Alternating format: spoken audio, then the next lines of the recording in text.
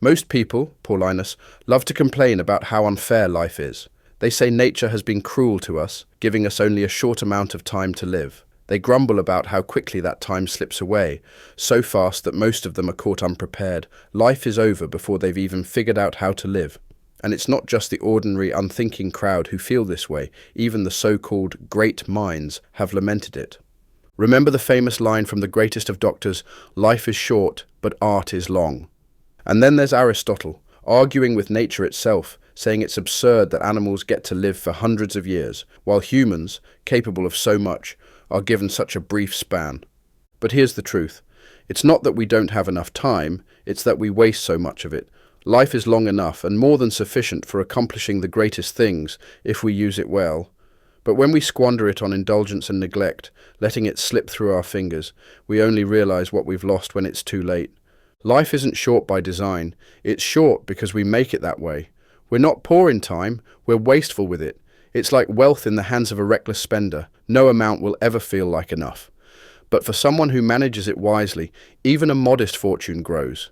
In the same way, our lives, no matter how short they may seem, can be stretched out and made meaningful if we put them to good use. Why do we blame nature? She's been generous. Life is long if you know how to use it, but some people are consumed by their insatiable greed, others by endless, pointless busywork. Some drown themselves in wine, while others waste away in laziness. Ambition keeps some perpetually stressed, anxiously waiting for someone else's approval. Then there are those obsessed with trade, driven by the hope of profit to chase money across every sea and land. Others are trapped by the constant dangers of military life, either worrying about someone else's safety or their own.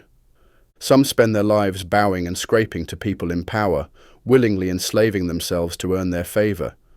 Many are too busy envying someone else's success or wallowing in self-pity over their own misfortunes. And then there are those who flit from one aimless plan to another, never sticking to anything, constantly changing their minds, frustrated with themselves and unsure of what they want. Some have no direction at all. Life sneaks up on them while they're daydreaming and yawning, until they realize too late that they've wasted it. The great poet was absolutely right when he said, "Only a tiny fraction of life is actually living. The rest, just passing time." People are surrounded and overwhelmed by their vices. They can't lift their eyes to see the truth because they're so weighed down by their desires. They never have the chance to turn inward and reflect. Even when they manage a rare moment of peace, it's like the sea after a storm, still churning. Their minds are never truly still, always restless, dragged around by their endless cravings. And don't think I'm just talking about people whose troubles are obvious. Look at those who seem to have it all, the ones everyone envies. They're smothered by their so-called blessings. How many people are crushed by their wealth? How many are drained by the constant pressure to show off their intelligence or eloquence? How many waste away indulging in endless pleasures? And how many are completely consumed by the crowds of people demanding their attention? Take a look at all these people, from the bottom of society to the very top. One person's running a case, another's defending it. This one's in court, that one's judging the case. No one belongs to themselves anymore. They're all spent on someone else. Ask about the people whose names everyone knows, and you'll find that the only way to recognize them is by whose servant they are. No one is their own master. And here's the most ridiculous part. Some people complain about being ignored by those in power. They're angry that someone important didn't have time to see them. But how can you blame someone else for that when you've never had time for yourself? Sure, that person might have looked at you with a haughty expression, or maybe even listened to you for a moment. But you've never taken the time to look at yourself, to listen to yourself. You're too busy. So don't go blaming anyone else for neglecting you, because the truth is, you've been neglecting yourself all along. Even if every brilliant mind throughout history focused on it, they would never fully grasp how deeply lost and confused most people are. They fiercely protect their property, refusing to let anyone encroach on their land. And if there's even a minor dispute over boundaries, they'll run to stones and swords to defend it. But when it comes to their own lives, they let anyone walk right in. Worse, they even invite people to take control of it. No one will willingly share their money, yet they hand out their time to anyone who asks. People guard their wealth so carefully, but when it comes to their time, the one thing it's noble to be stingy about, they're reckless and wasteful. Take someone from the crowd of the elderly and ask them the following. You've reached the final years of your life, maybe even your 100th year or more. Now look back and tally up how you've spent your time. How much of it was taken by creditors? How much by a mistress? How much by serving a king or a client?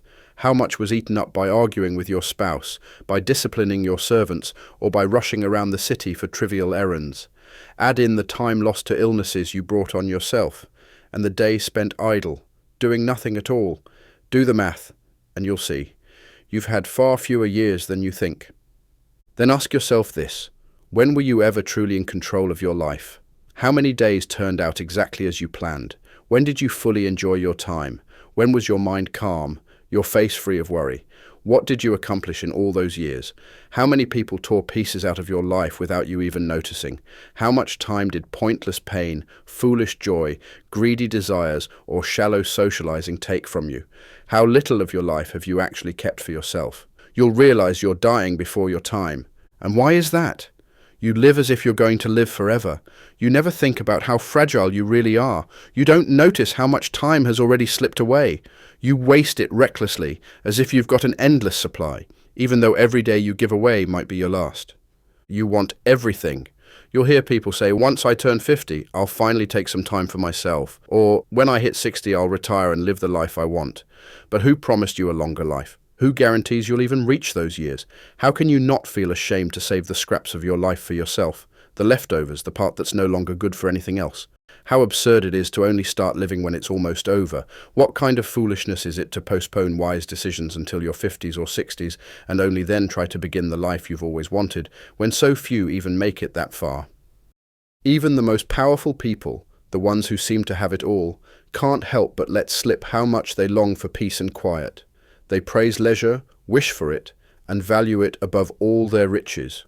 From their lofty heights they dream of stepping down, if only they could do so safely, because even when nothing external threatens them, fortune itself collapses under its own weight. Take Emperor Augustus, for example. The gods gave him more than they've ever given anyone, yet he often wished for rest, even begged for a break from public affairs. Time and again, his conversations circled back to the same hope, that someday he'd have leisure. He comforted himself, perhaps falsely, but still sweetly, with the thought that one day he'd finally live for himself. In a letter he once sent to the Senate, he tried to convince them, and maybe himself, that his retirement wouldn't lack dignity or stray from the glory of his earlier achievements. But he himself admitted when he said, "Promises always sound better than reality. Still, my longing for the time I've dreamed of has pushed me to take whatever small pleasure I can now, even if it's only in the sweetness of these words." Leisure seemed so precious to him that, since he couldn't have it in reality, he tried to enjoy it in his imagination. This was a man who knew everything depended on him alone, who controlled the fate of nations and people, yet his happiest thought was the day he could strip away all that greatness. He had learned firsthand just how much sweat all his shining achievements cost, and how many hidden anxieties they masked. He had fought wars first against his own citizens, then against his allies, and even against his own family. Blood spilled across land and sea, from Macedonia, Sicily, Egypt, Syria, Asia, and nearly every corner of the earth. When the Roman armies, worn out from civil war, were finally turned toward foreign battles, he pacified the Alps, subdued enemies embedded within the empire, and extended borders beyond the Rhine, Euphrates, and Danube. Even within Rome itself, daggers were always being sharpened against him, by Murena, Caepio, Lepidus, Ignatius, and others. And while he managed to escape these conspiracies, new wounds kept appearing. His daughter and several noble young men, bound together in adultery as if by an oath, terrified him as his strength waned. Then there was Paulinus, and yet again the ever-looming threat of Antony's wife. He had cut away these ulcers as if amputating infected limbs, but new ones kept forming. His life was like a body so weakened by blood loss that it kept breaking open somewhere new.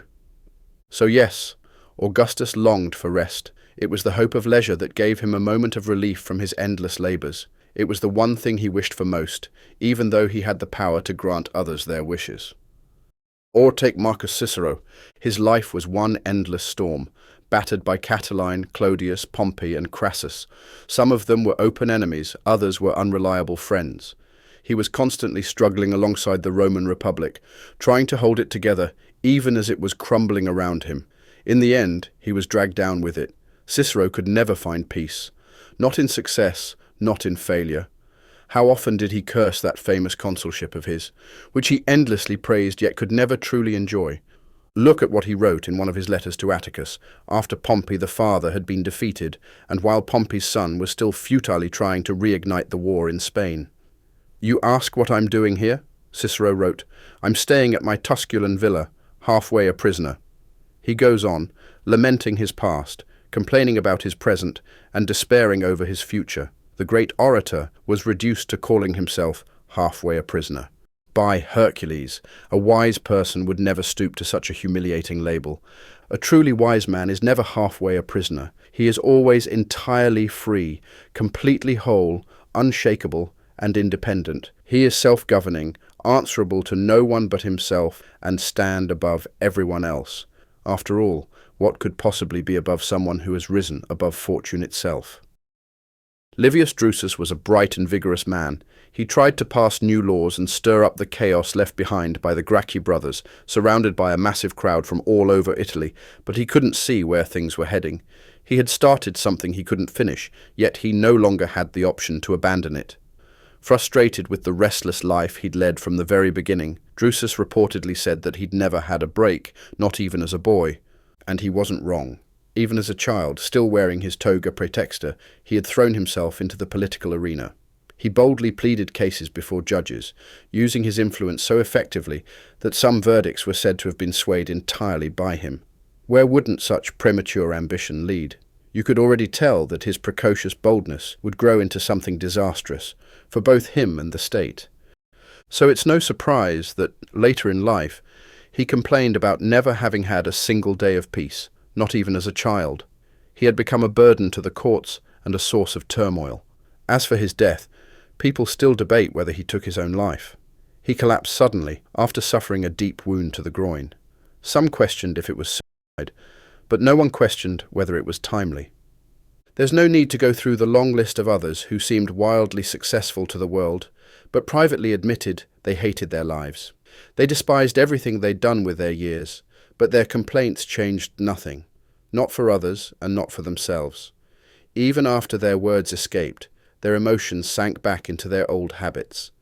And I swear to you, no matter how long your life might stretch, even if you lived for 1,000 years, it would still feel short if you wasted it this way. These flaws of yours will devour any amount of time you're given, and this time, which reason can stretch and make meaningful, will slip away all too quickly. Why? Because you don't grasp it, you don't hold on to it, you don't slow down the fastest thing in the world. Instead, you let it pass by, treating it like something trivial and replaceable. Now let's start with those who dedicate their lives to nothing but wine and lust. There's no worse way to spend your time. At least people chasing after false glory, money, or power are misdirecting their energy into something, even if it's misguided. But those who throw themselves into indulgence and debauchery, that's just disgraceful. Take a closer look at how people actually spend their days. Count how much time a man spends scheming, worrying, flattering, being flattered, preparing legal cases, or attending endless banquets that have become more obligation than enjoyment. You'll see how little room his life leaves for a single moment of real peace, whether because of his troubles or even his so-called blessings. Here's the truth. No one who's constantly busy can do anything well, not oratory, not intellectual pursuits, and certainly not life itself. The distracted mind can't grasp anything deep. It rejects everything like a surface too slippery for anything to stick. And living? That's the hardest skill of all. Think about it. There are plenty of teachers for other skills, and some are so simple that even children can master and teach them. But life? It takes your whole life to learn how to live. And, believe it or not, your whole life to learn how to die. The greatest minds of all time abandoned wealth, responsibilities, and pleasures to focus on this one thing, learning how to live. And yet even many of them confessed at the end that they were still figuring it out. So how can someone who's never even tried to focus on this possibly understand it? It takes a truly great man, someone who rises above human folly, to refuse to let a single moment of his time slip away. That's why his life feels long, because he's dedicated every second to himself. Nothing in his life was wasted or left idle. He gave his time to nothing and no one unless it was worth it.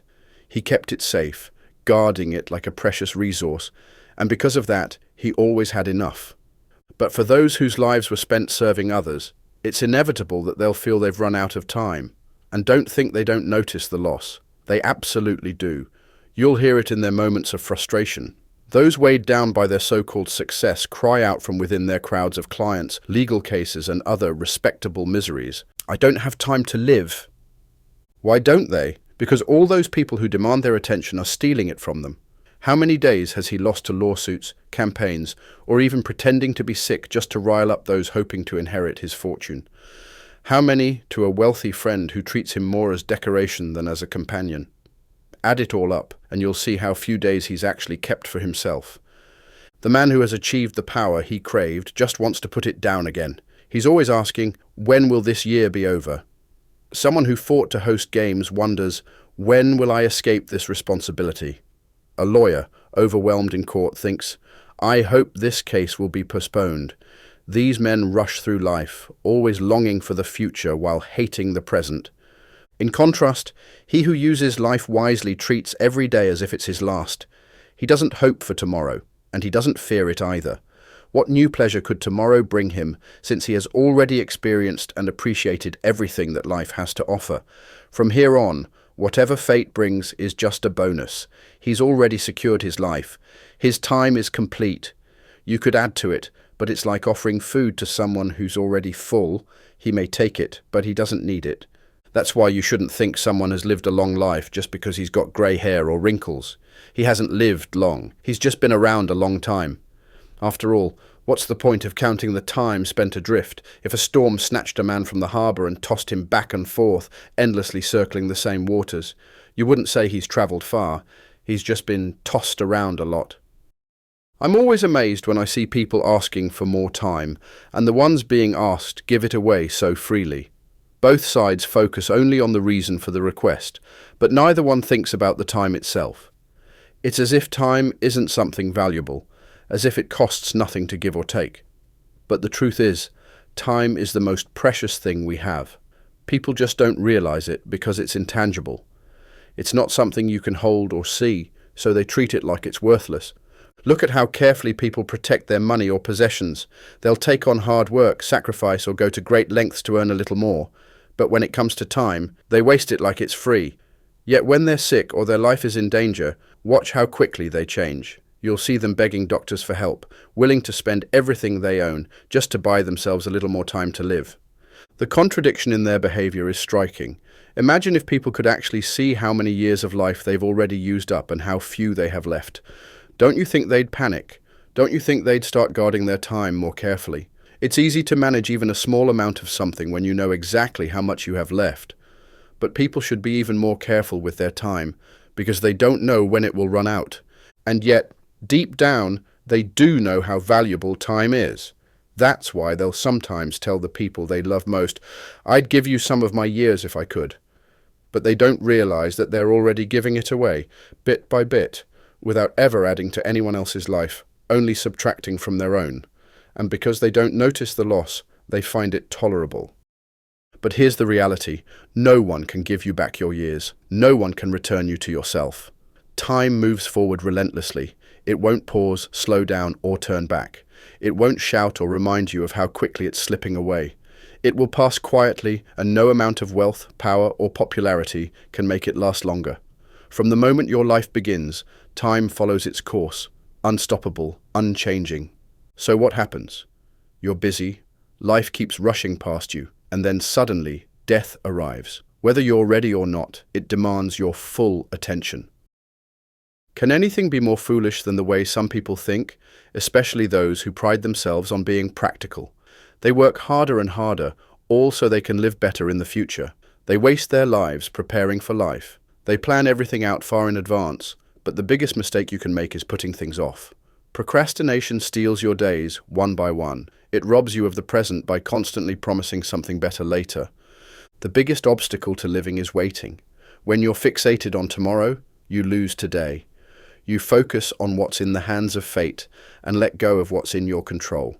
What are you waiting for? What are you reaching toward? The future is uncertain. It might never come. Live now. Even the greatest poet warned us with these words that feel almost divine. The best days of life are the first to flee. What are you waiting for, he says. Why are you hesitating? Unless you seize the moment, it'll slip away. And even if you do seize it, it'll still move on. That's why you have to race against time, take from it as quickly as you can, like drawing water from a fast-moving stream that won't always be there. The poet doesn't say that we lose the best years of our lives, but the best days.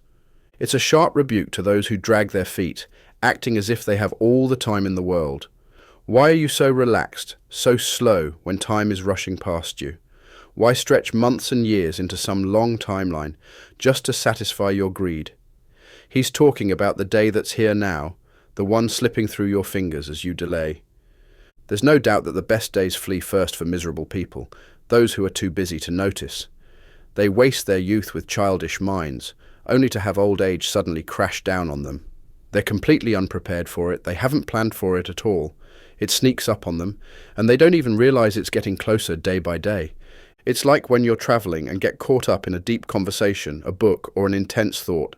Suddenly, you've arrived at your destination before you even noticed you were getting close. Life works the same way. It's a constant, fast-paced journey, one you're on whether you're awake or asleep. But for those who are busy and distracted, they only realize how far they've come when they reach the end. If I wanted to break this idea into smaller pieces and explain it in detail, I'd find plenty of ways to prove that the lives of busy people are the shortest. Fabianus, one of the real philosophers, not one of those shallow chair-warming types, used to say, "You have to tackle emotions with force, not finesse. Don't try to win with little jabs. You need to charge in and break their defenses. It's not enough to pick at them. They need to be crushed." However, while it's important to call out people's mistakes, it's also necessary to teach them what they're doing wrong, not just criticize them. Life is divided into three parts: the past, the present, and the future. Of these, the present is fleeting, the future is uncertain, and only the past is secure. The past is the one part of life that fortune has no control over. It can't be taken away or changed. But busy people lose even that.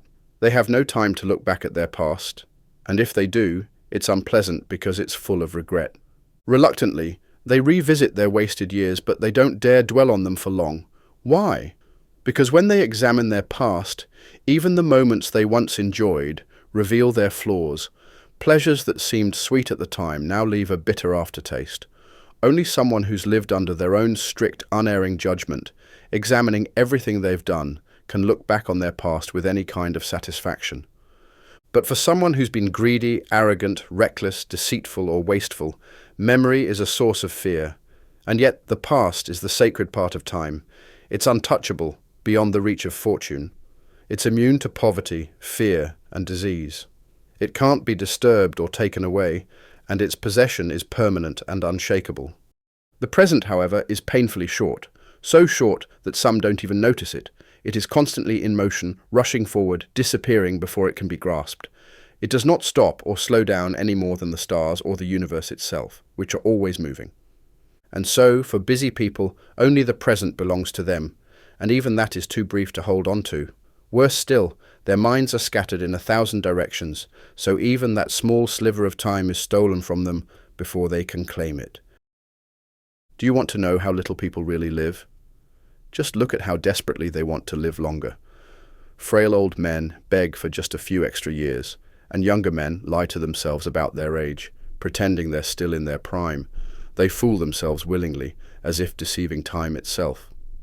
But the moment some illness reminds them of their mortality, watch how they panic. They don't die as if they're leaving life. They die as if life is being ripped away from them. They cry out, realizing too late how foolish they were not to have truly lived. They promise themselves that if they can just survive this sickness, they'll finally live in peace and enjoy their time. It's only then they see how useless all their efforts and preparations were, how much they worked for things they never even got to enjoy. But for those who live their lives free from distractions and unnecessary burdens, why wouldn't their time feel abundant? None of it is wasted. None is scattered here and there. None is handed over to fortune.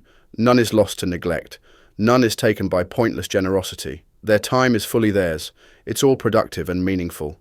Even a small amount of time, if used wisely, is more than enough. That's why, when the last day comes, a wise person won't hesitate to meet death. He'll walk toward it with steady steps, ready and unafraid. Do you want to know who I mean when I talk about busy people? Don't think I'm only referring to those who are dragged out of the courthouse like tired watchdogs, or those crushed in the chaos of their own crowds, or worse, ignored in someone else's.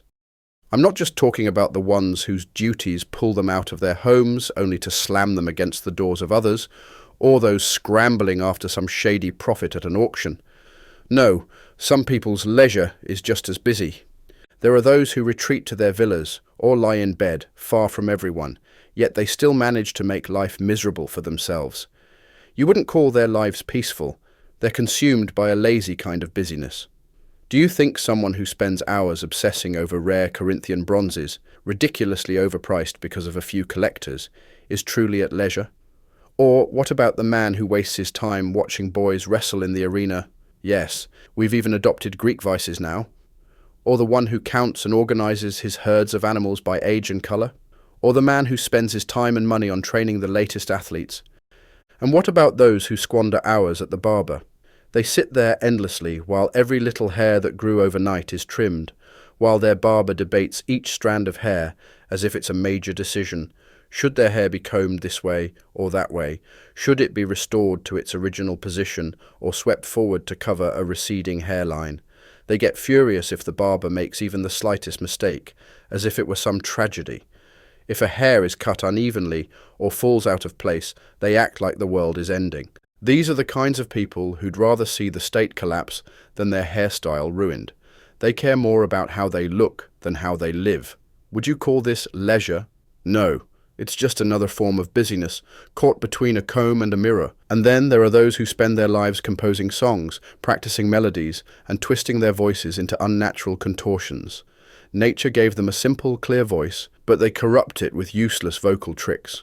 Their fingers are always tapping out rhythms, and even when they're called to serious or solemn matters, you can still hear them humming quietly to themselves. This isn't leisure, it's pointless work. Even their feasts are anything but restful. Look at how much effort they put into arranging their silverware just right, or how meticulously they adjust the tunics of their boy servants. They stress over how the roasted boar will appear when served, or how quickly their shaved servants rush to serve them. They even have rules for how the birds should be carved into perfectly neat pieces. Meanwhile, poor boys are assigned the humiliating job of wiping up the drunken messes of their masters. These people turn even eating and drinking into a performance, chasing after some false reputation for elegance and refinement.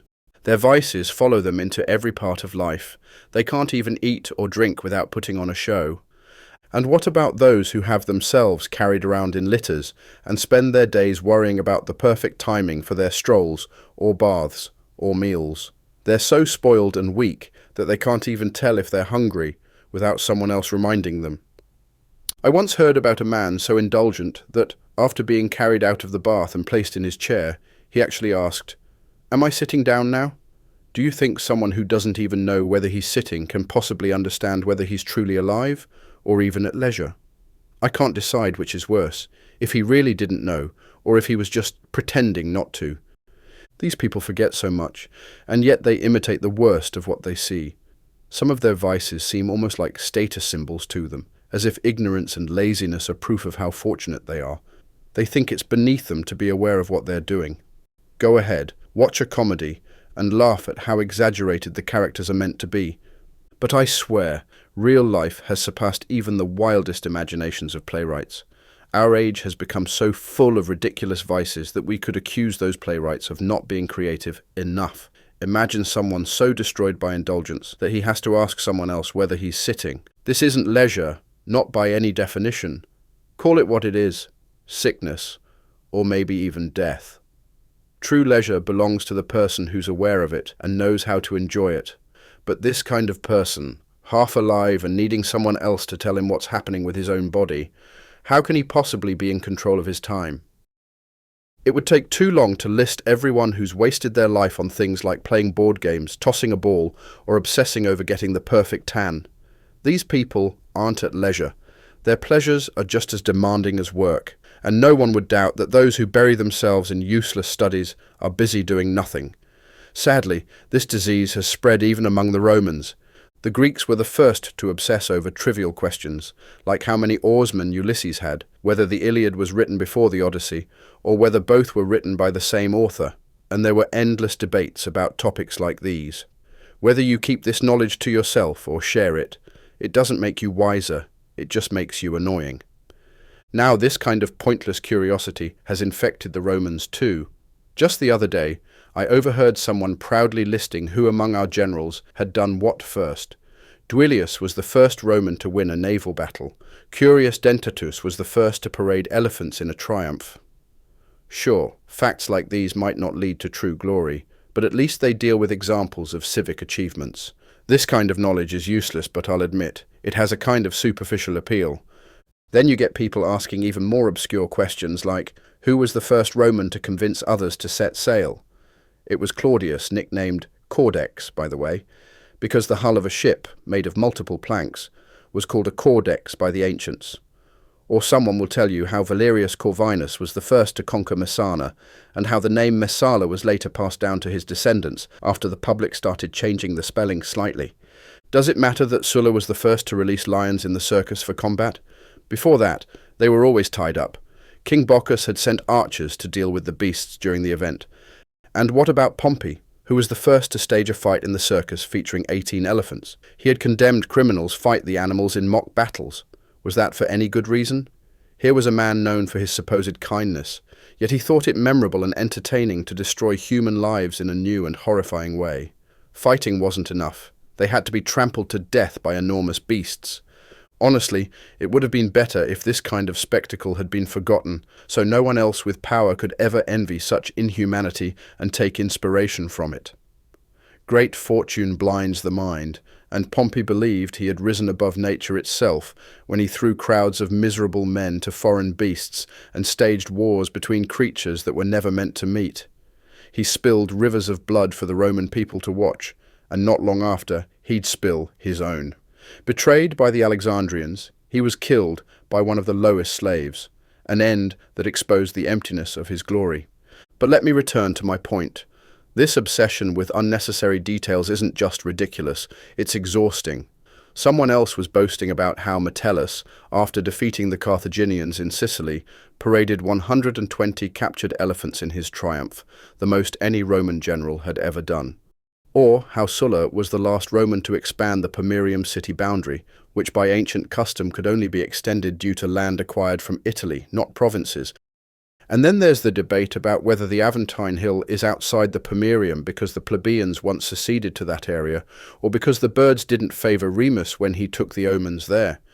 These are just a few of the countless trivialities that either sprang from lies, or if true, are equally meaningless. Even if we assume all these details are accurate and written with the best intentions, what difference do they make? Do they ease anyone's errors, curb anyone's desires, make anyone braver, more just, or more generous?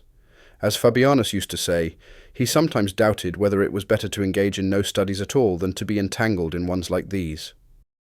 The only people who are truly at leisure are those who dedicate themselves to wisdom. They're the ones who truly live. They don't just make good use of their own lifetime, they add all of history to it. Every year that came before them becomes theirs to claim. Unless we're incredibly ungrateful, we should recognize that the greatest thinkers of the past lived for us. They prepared life for us, uncovering profound truths and bringing them into the light so we could benefit. Their hard work gives us access to the most beautiful discoveries. No age is off limits to us. We're welcome to step into any era. If we have the courage to break free from the limits of human weakness, we have an endless amount of time to explore. We can debate with Socrates, question alongside Carneades, relax with Epicurus, challenge human nature with the Stoics, or surpass it with the Cynics. The universe itself invites us to walk through the entirety of time, sharing in what is eternal and infinite. So why not escape from this fleeting, fragile life and devote ourselves fully to things that are everlasting, things that connect us to the greatest minds? Now, think about the people who spend their days rushing from one obligation to another, endlessly busy, exhausting themselves and everyone around them. Even if they waste their lives frantically knocking on doors, running errands and making endless visits, how many people in this sprawling, chaotic city will they actually manage to meet? How many will be unavailable because they're sleeping, indulging in luxury, or just being plain rude? How many will pretend they're in a rush and brush them off after making them wait forever? How many will avoid walking through a crowded atrium full of clients and sneak out through a back door, thinking it's better to deceive than outright refuse? And then there are those who are still groggy from yesterday's partying, barely awake and annoyed that someone interrupted their sleep. When these poor people call their names, they'll half open their lips, mumble their responses, and let out yawns so arrogant it's insulting. But instead of wasting time on these hollow obligations, imagine spending your day with Zeno, Pythagoras, Democritus, or other masters of philosophy. Imagine calling Aristotle or Theophrastus your closest friends. None of these teachers will ever be too busy to see you. No one who comes to them will leave feeling unfulfilled or unwelcome. No one will walk away empty-handed. They'll make you richer, more fulfilled, and more in love with life. You can visit them whenever you like, at night or during the day. They're always available, free from the distractions of mortal life. None of these great minds will force you to follow them. They'll guide you instead. None of them will waste your years. In fact, they'll add their own to yours. Their words won't be dangerous, their friendships won't be harmful, and spending time with them won't cost you anything. You can take as much wisdom from them as you want, and they'll never hold back or limit what they offer. Imagine the happiness and beautiful old age awaiting someone who chooses to become a client of these thinkers. He'll always have companions to discuss life's smallest and greatest matters. He'll have advisors to consult about himself every day, people who'll tell him the truth without insulting him and praise him without flattery. He'll shape himself in their image, learning from their example. We often say that we have no control over who our parents are. That's up to chance. But when it comes to choosing whose teachings to follow, we're completely free. The greatest minds form a kind of noble family, and you can choose which one to adopt you. And when you're adopted, it's not just in name. You'll inherit their wisdom, their wealth of knowledge. You won't need to guard it jealously or greedily. The more you share it with others, the richer it becomes. These thinkers will show you the path to eternity, lifting you to a place from which no one can bring you down. This is the only way to truly stretch the limits of a mortal life, or even transform it into immortality. Titles, monuments, or anything built by ambition, whether decreed by governments or constructed by human hands, will eventually crumble. Time destroys everything in its path, but the achievements of wisdom are untouchable. No era can erase them. No future generation will diminish them. In fact, as time passes, their value only grows. The envy of the present fades, and from a distance we admire them even more.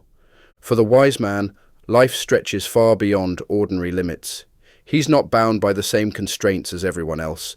He's free from the rules that govern the rest of humanity, and all of time is his to command. Did some moment pass? He captures it with memory. Is he living in the present? He uses it fully. Is the future approaching? He anticipates it. By combining all of time, past, present, and future, into one, he makes his life infinitely long. The shortest and most stressful lives belong to those who forget the past, ignore the present, and fear the future. When they finally reach the end, they realize too late, with bitter regret, that they spent their entire lives being busy, doing nothing. Don't make the mistake of thinking they've lived long lives just because they occasionally wish for death. They're plagued by confusion and conflicting emotions, constantly running toward the very things they fear. Often they wish for death simply because they're afraid of it, and don't think that their complaints about time moving slowly mean they've experienced a long life. Sometimes the days feel endless to them. They grumble about how long it takes for the appointed hour of dinner to arrive, or how slowly the hours pass when they have nothing to do. If their usual distractions are taken away, they're left restless and uncomfortable, completely clueless about how to spend or stretch their free time. So they rush towards some new activity, and all the time in between feels unbearable. It's the same when they're waiting for some anticipated event, like a gladiator show or some other spectacle or indulgence. They wish they could skip over the days leading up to it. Any delay in getting what they want feels excruciatingly long. But the time they claim to love, their moments of pleasure, passes by quickly, even faster because of their own fault. They jump from one desire to another, never staying long enough to enjoy anything fully. Their days don't feel long, they feel dull. Yet, ironically, the nights they spend in the arms of mistresses or drowning in wine seem all too short to them. This obsession with pleasure has even bled into our stories. Poets, fueling human folly, invented the tale of Jupiter, who was supposedly so charmed by the pleasures of sex that he doubled the length of the night. What could be more absurd than blaming the gods for our vices, making them the authors of our weaknesses? It's nothing but an excuse to indulge our own corruption under the pretense of divine approval. Why would these people not feel their nights are far too short when they pay such a high price for them? They waste the day longing for the night, and then waste the night dreading the return of day. Even their pleasures are restless, full of fear and worry. Right in the middle of their celebrations, an uneasy thought sneaks in. How long will this last? Even kings have wept over their own power, not because they enjoyed it, but because they feared the day it would end. The Persian king Xerxes, for example, once looked out over his vast army, so massive he could measure it by distance, not numbers, and burst into tears. Why? Because he realized that within 100 years, not one of those soldiers would still be alive. What he didn't realize was that he, the man crying over their eventual fate, would be the one to destroy them. He would send some to die at sea, others on land, some in battle, and others in retreat.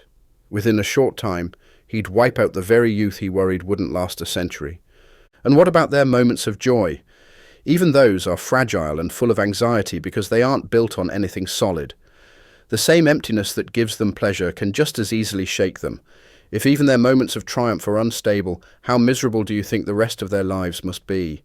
The greatest fortunes always come with the greatest fears.